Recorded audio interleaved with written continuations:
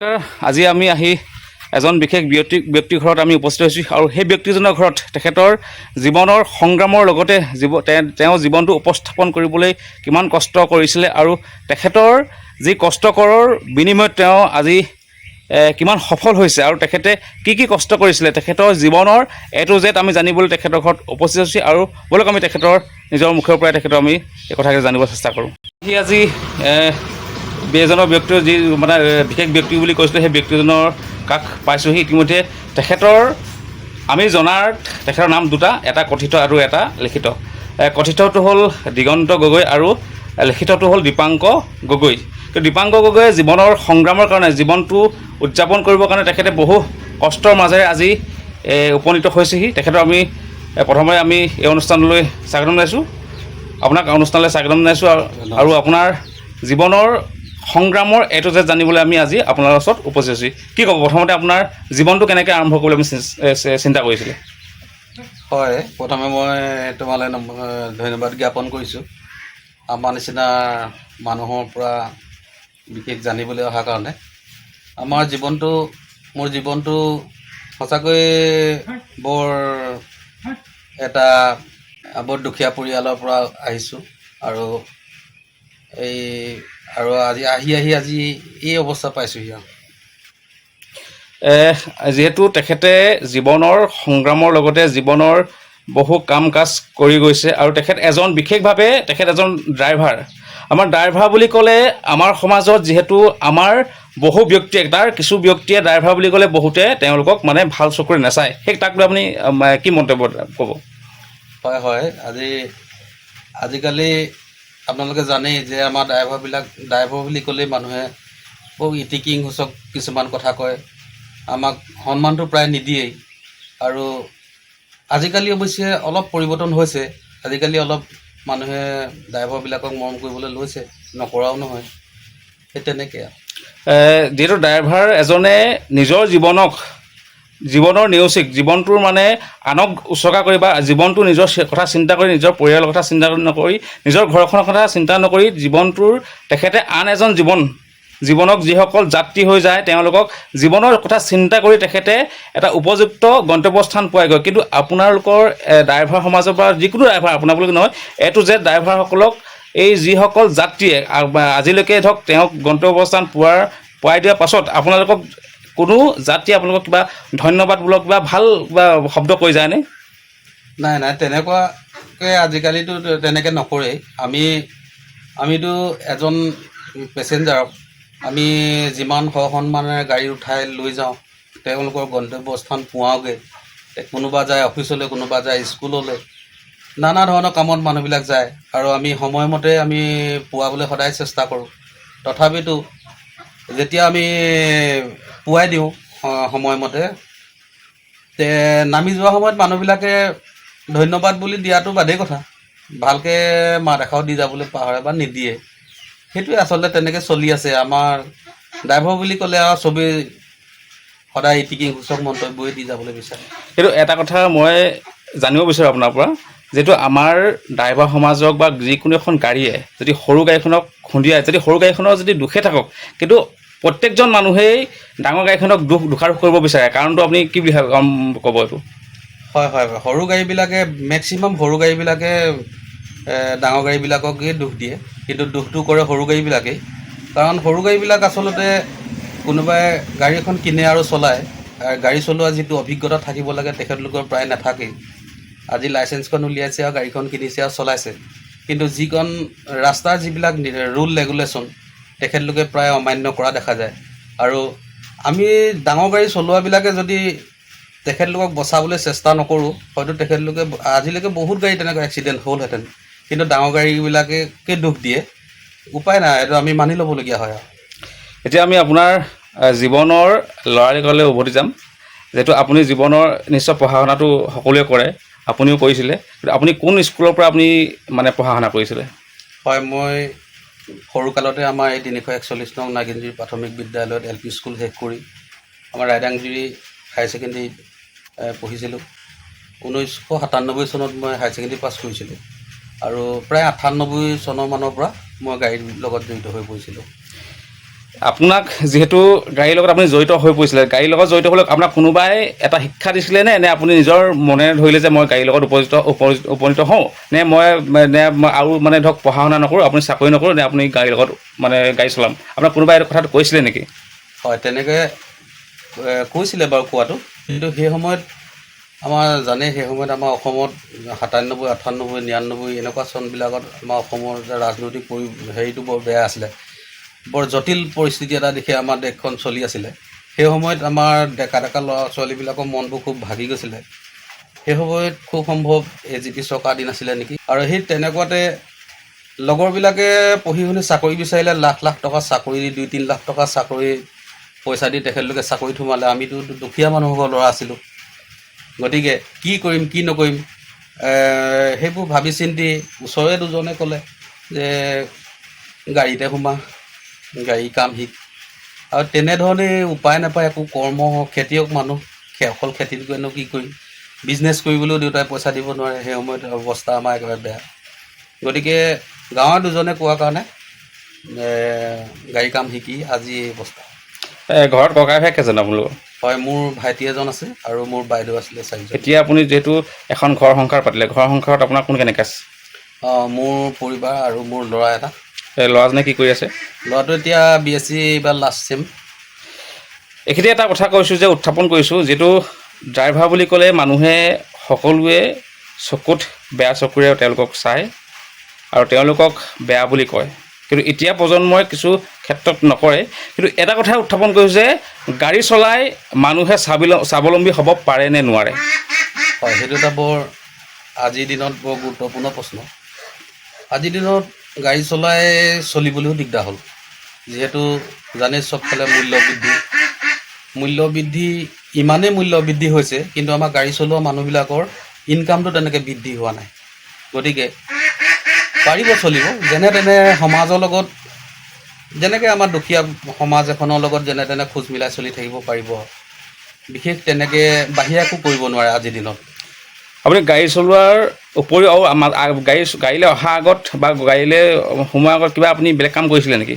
হয়, মই গাড়ী চলোৱাৰ আগত মই সৰুৰ পৰাই ঢোল বাদন কৰিছিলোঁ, ঢোল বজাইছিলোঁ, বিহু নচুৱাইছিলোঁ। সেইবিলাক কৰি ভাল পাইছিলোঁ সেই টাইমত। পাছত লাহে লাহে আজিকালি নোৱাৰোঁ, আজিকালি ইয়াতহে হ'লহি আৰু। যিহেতু এজন ড্ৰাইভাৰ বুলি ক'লে, যিকোনো গাড়ী চলোৱা ড্ৰাইভাৰ বুলি ক'লে কিন্তু ঘৰত সময় দিব নোৱাৰে, আপুনি কেনেকৈ সময় দিয়ে?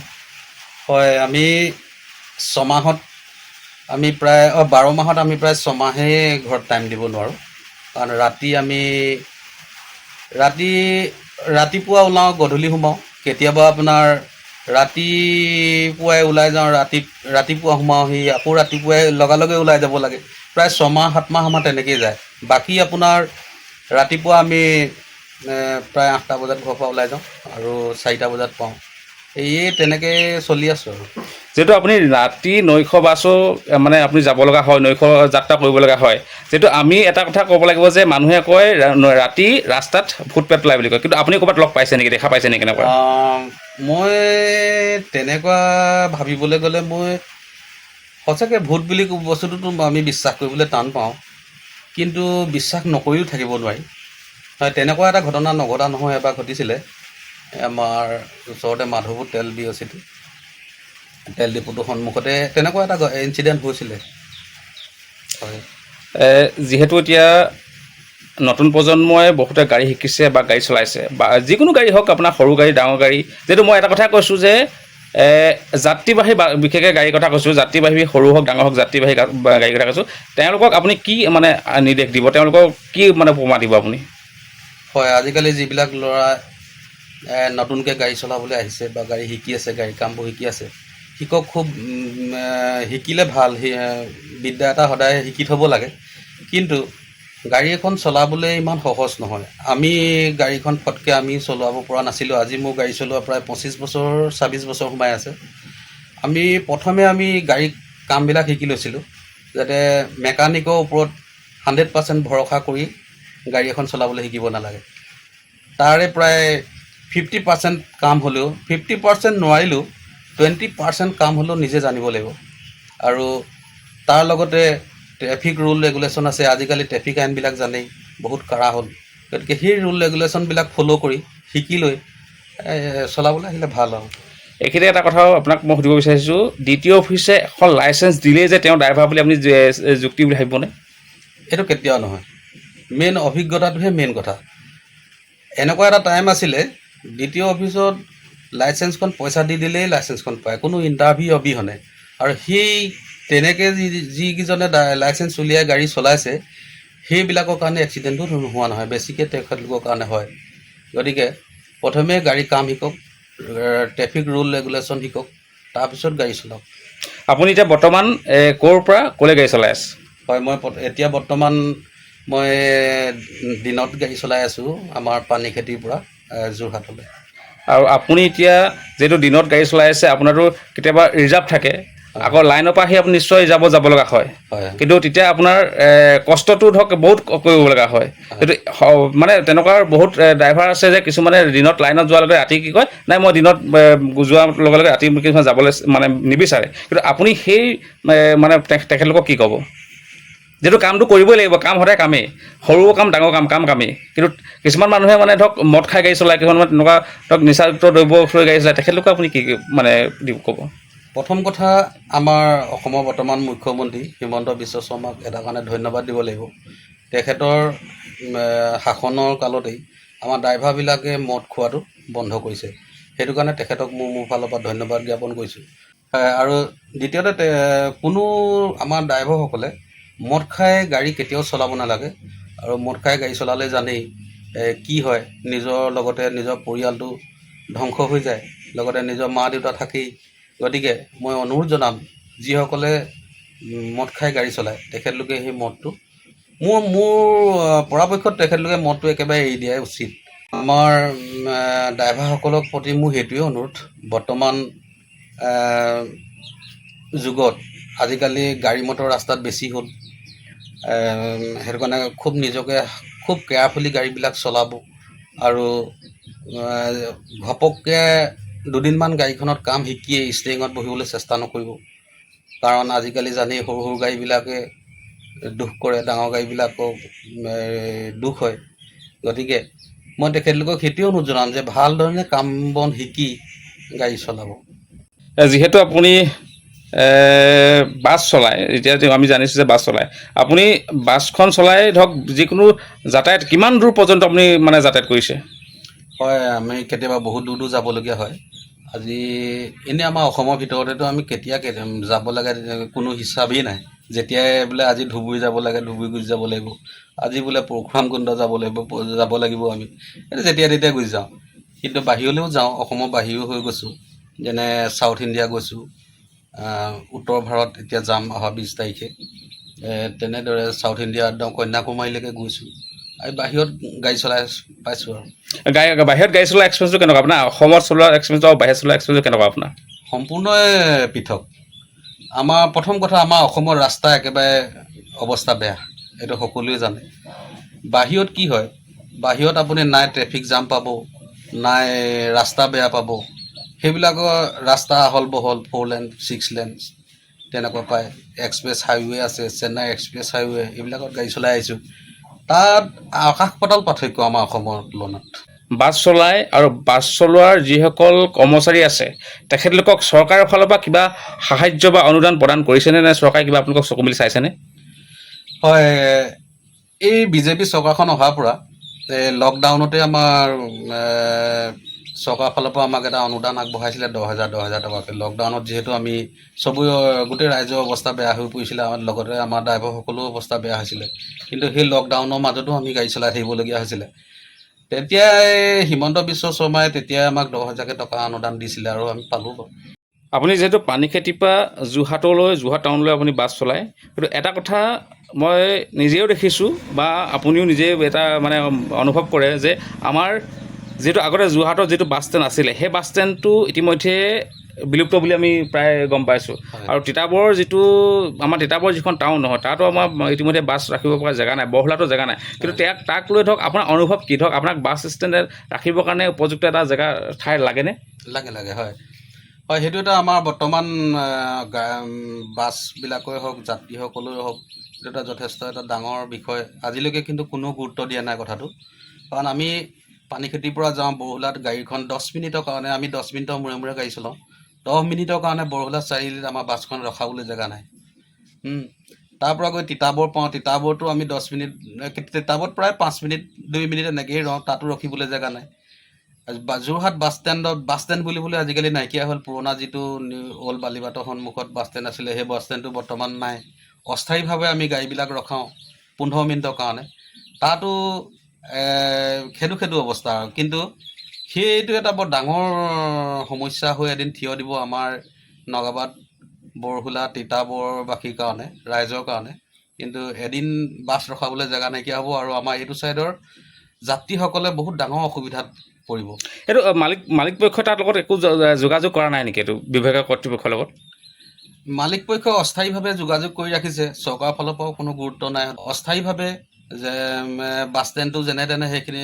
অল্ড বালিবাটৰ সন্মুখত যেনেকৈ ৰাস্তাৰ ওপৰতে গাড়ী ৰখাওঁ প্ৰকৃততে আগতে ডাঙৰ এটা বাছ ষ্টেণ্ড আছিলে জানেই আপোনাৰ আছিলে আজিকালি সেইটো নাই ৰাস্তাৰ ওপৰতে এতিয়া ৰখাবলগীয়া হয় চৰকাৰৰ লগত পৌৰসভাৰ লগত কিবা কথা পাতি তাতে বাছ ষ্টেণ্ডটো বৰ্তমান হৈ আছে অস্থায়ীভাৱে আৰু তিতাবৰতো পৌৰসভাৰ টেক্সটো দিওঁ কিন্তু বাছখন ৰখাবলৈ 5 মিনিটো জেগা নাই তেনেকৈ বৰহোলাতো তেনেকুৱাই সমস্যা যিহেতু বৰহোলাখন আমাৰ এতিয়াতো যিহেতু পৌৰসভা হ'বলৈ গৈ আছে তাৰ তেনেকুৱা পক্ষত যদি আমাৰ বৰহোলা পৌৰসভাই যদি যেতিয়ালৈকে পৌৰসভা হোৱা নাই বাৰু এতিয়ালৈকে তেওঁলোকে মানে স্থায়ীভাৱে আপোনালোকক জেগা দিব নোৱাৰে কিন্তু পৌৰসভা হোৱাৰ পিছত তেওঁলোকে জেগা আপোনালোকে বিচাৰিব নোৱাৰে তেওঁলোকক হয় আমি প্ৰথম আমাৰ ফালৰ পৰা দাবী এইটোৱে থাকিব যে ৰাইজৰ হৈ আমিতো বাদেই দিছোঁ ৰাইজৰ সুবিধাৰ্থে আমাৰ বৰহোলাত এটা বাছ ষ্টেণ্ড লাগে তিতাবৰত আমি বাছখন ৰখাবলৈ আমাক এটুকুৰা জেগা লাগে আৰু যোৰহাটত আমাক স্থায়ীভাৱে দিছে এটা স্থায়ীভাৱে ISBTত তৰাজান বাইপাছৰ ওচৰত তালৈ গ'লে আমাৰ সুবিধা নহয় গতিকে আমাৰ ওচৰতে এটা